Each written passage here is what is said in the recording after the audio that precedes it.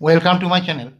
আজকের ভিডিওতে যারা 2024 সালে মাধ্যমিক পরীক্ষা দেবে তো তাদের জন্য আমি তিনটে খুব ইম্পর্ট্যান্ট কোশ্চেন এইগুলো আজকে নিয়ে আলোচনা করব। তো এই তিনটে কোশ্চেন করলে এর মধ্যে একটা কোশ্চেন অবশ্যই আসবে এবং আসবে, এটা একবারে গ্যারান্টি দেওয়া যায় এবং আমি গ্যারান্টি দিতে পারি যে এই তিনটের মধ্যে একটা আসবেই। তো তোমরা ভিডিওটা মনোযোগ সহকারে দেখবে, কারণ আমি যে সমস্ত সংখ্যা বা নাম দিয়ে বলবো সেইটা হয়তো না আসতে পারে, সংখ্যাটা হয়তো চেঞ্জ হতেই পারে আর নামটাও চেঞ্জ হতে পারে, বা সংখ্যাগুলো একটু এদিক ওদিক করেও দেওয়া থাকতে পারে।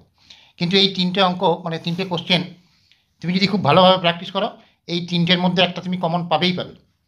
এবং এই কোশ্চেনটা খুবই সোজা, অনেকেই এগুলো করে রেখেছো আশা করি, কারণ মাধ্যমিক তো চলে এলো। তো যারা করো নাই বা ঠিক করতে পারছো না কোনটা করলে সুবিধা হবে, তো তাদের জন্যই এই ভিডিওটা। আর যারা করেছো তাদের কথা বাদ দাও। তো এই তিনটের মধ্যে একটা আসবেই এবং এটা খুব সহজ, প্রত্যেকেই করতে পারবে এবং এটা সলিড 5 নম্বর আছে, 5 নম্বরই পেয়ে যাবে। তো এই তিনটে কোশ্চেনের মধ্যে একটা, আমি বারবার বলছি, এই তিনটে কোশ্চেনের মধ্যে একটা আসবেই। তো এবার চলো আমি দেখে নিই যে কোশ্চেনগুলো কী ধরনের আসবে। 1 নম্বর কোশ্চেন হচ্ছে যে জ্যামিতিক পদ্ধতিতে 2√7 এর মান নির্ণয় করো। এবার আমি এই যে সংখ্যাটা দিয়েছি, এই সংখ্যাটা চেঞ্জ হতে পারে। এখানে আমি 2√7 দিয়েছি, অন্য কিছুও থাকতে পারে, যে 3√2 থাকতে পারে, 2√3 এরকম থাকতে পারে। তো এবারে এই কোশ্চেনটা করলে তুমি কত রকম কোশ্চেন করতে পারবে একটু ভালো করে দেখে নাও। তো এইটা দেখো, এই দুইটা রুটের বাইরে আছে, তাহলে দুইটা যদি রুটের ভেতরে ঢোকাই তাহলে কী হবে, বাইরে থেকে ভেতরে ঢুকলে দুটো 2 হয়ে যাবে, ডবল হয়ে যাবে। আর ভেতরে একটা 7 ছিল, তাহলে 2 2 4 7 28। তাহলে এই √28 মান নির্ণয় করো, এটা যদি দেয় এটা পারলেই এটা পারবে। এবার দেখো এই 28টাকে কীরকম করে ভেঙে নেবে, যে 7 × 4। এবার যদি তোমার দেয় 7 সেমি ও 4 সেমি মধ্য সমানুপাতি নির্ণয় করো, তাহলে এটা করলেই হবে। আমি বলছি এই সংখ্যাটা অন্য কিছু থাকতে পারে, মূল বিষয়টা ভালো করে দেখে নাও। 2√7 জ্যামিতিক পদ্ধতিতে মান নির্ণয় করো থাকলো। এইটা অবলম্বনে দেখি যে এরকম থাকে, দুইটা বাইরে থাকা মানে ভেতরে ঢুকলে দুবার 2 হয়ে যাবে, তাহলে 2 2 4 7 28 এরকম থাকতে পারে। √28 মান নির্ণয় করো জ্যামিতিক পদ্ধতি।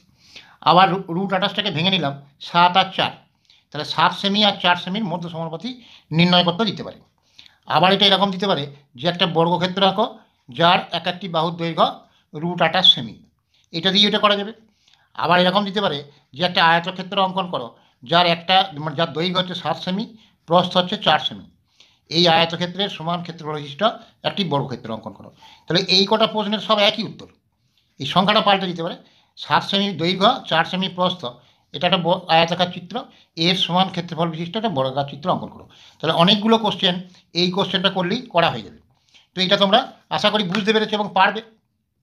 এবার দেখো এই √28 আছে, সংখ্যাটা যদি অন্য পাল্টে দেয়, তো যেমন ধরো √21 এরকমও থাকতে পারে, তাহলে এটা 7 × 3 এই জায়গাটা ভেঙে নেবে, একটা 7 সেমি একটা 3 সেমি আসবে।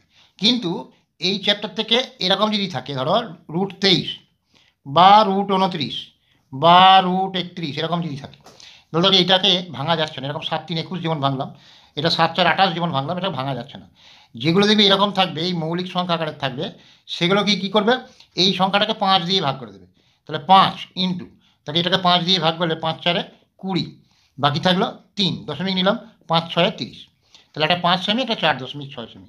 যদি √29 থাকে ওই একইভাবে করবে, 5 ইন্টু, দেখো 5 5 25, 4 বাকি থাকলো 40, 5 8 40, 31টাও ঠিক ওইভাবে করবে। এটাকে এই দুটো গুণ করলে দেখো 5 6 30 0 3, 5 4 20 আর 3 23, এটা 5 8 40 0 4, 5 5 25 4 29, এটাকে ওই একইভাবে ভেঙে করে নেবে।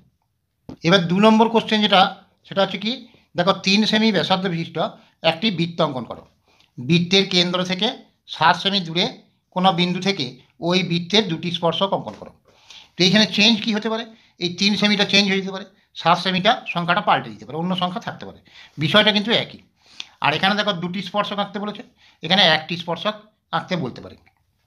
আবার এটা এরকমও দিতে পারে যে কোনো একটা সংখ্যা দিলে, ধরো যে 3 সেমি ব্যাসার্ধ বিশিষ্ট একটা বৃত্ত অঙ্কন করো, ওই বৃত্তের উপরিস্থ কোনো বিন্দুতে স্পর্শক অঙ্কন করো। তাহলে এটা 3 সেন্টিমিটার ব্যাসার্ধ বিশিষ্ট বৃত্ত আঁকলে, বৃত্তের উপরে যে কোনো একটা বিন্দু নিলে, দিয়ে এইটা কেন্দ্রের সঙ্গে যোগ করে দিলে দেখে একটা 90 ডিগ্রি কোণ এঁকে দেবে, তাহলে একটা স্পর্শক হয়ে যাবে। তাহলে এইটা এরকমভাবে থাকতে পারে, এরকম আমি যেটা দিয়েছি এটা থাকতে পারে, সংখ্যা দুটো পাল্টে দিতে পারে। আর এখানে আমি দুটি দিয়েছি স্পর্শক, একটাও থাকতে পারে। আর এই বৃত্ত একটা আঁকতে বলবে, দিয়ে বৃত্তের উপরিস্থ কোনো বিন্দুতে একটা স্পর্শক আঁকতে বলবে, তাহলে এই কেন্দ্রের সঙ্গে এটা যোগ করে 90 ডিগ্রি কোণ এঁকে দেবে। এরপরে থার্ড যে কোশ্চেনটা, এলাকা বললো 6 সেমি 7 সেমি 8 সেমি বাহু বিশিষ্ট একটি ত্রিভুজ অঙ্কন করো। ওই ত্রিভুজের একটি পরিবৃত্ত অঙ্কন করো। এই সংখ্যাগুলো পাল্টে দিতে পারে। এটা যদি সমবাহু ত্রিভুজ বলে তাহলে ওই একটাই মাপ দেওয়া থাকবে, এই মাপ করেই 3টে বাহু আঁকতে হবে। যদি সমদ্বিবাহু বলে তাহলে ধরো দুটো মাপ দেওয়া থাকলো, যে ভূমিটা হচ্ছে 6 সেমি আর সমান বাহু দুটো 7 সেমি করে, তাহলে 6 আর 7 মানে 7 করে দুটো সমান বাহু। তো এই সংখ্যাগুলো পাল্টাতে পারে। আবার কীরকম থাকতে পারে, যে একটা বাহু ধরো 6 সেমি আর দুটো কোণ দেওয়া থাকতে পারে, একটা ধরো 60 ডিগ্রি, একটা 70 ডিগ্রি কিংবা 75 ডিগ্রি থাকলো। একটা বাহু দুটো কোণ থাকতে পারে, বা দুটো বাহু, একটা 6 সেমি একটা 7 সেমি, আর এদের অন্তর্ভুক্ত কোণ ধরো একটা দিয়ে দিল 75 ডিগ্রি, এটা বলতে পারে। বা একটা ত্রিভুজ আঁকো যার এক সমকোণী ত্রিভুজ যার একটা কোণ 90 ডিগ্রি আর সমকোণ সংলগ্ন বাহুদ্বয় 6 সেমি আর 8 সেমি, এরকম বলতে পারে। তাহলে দুটো কোণ একটা বাহু দিতে পারে, 3টে বাহুই দিতে পারে, বা একটা বাহুও দিতে পারে, দিয়ে এদের পরিবৃত্ত অঙ্কন করো। তো এই 3টে কোশ্চেন, এটা 1 নম্বর 2 নম্বর আর এটা 3 নম্বর, এই 3টে কোশ্চেনের মধ্যে অবশ্যই একটা কোশ্চেন আসবেই আসবে, এবং এটা 5 নম্বর থাকবে। খুবই সহজ, অনেকেই পারবে। হ্যাঁ, যারা পারবে তারা অবশ্যই 5 নম্বর পেয়ে যাবে। আর যারা এখনও পর্যন্ত এগুলো করো নাই, যদি না করে থাকো, আশা করি সবাই করেছো, তো এগুলো একটু প্র্যাকটিস করে নেবে। এই 3টে কোশ্চেনের মধ্যে আমি গোটা বিষয়টা বুঝিয়ে বললাম, আশা করি বুঝতে পেরেছো।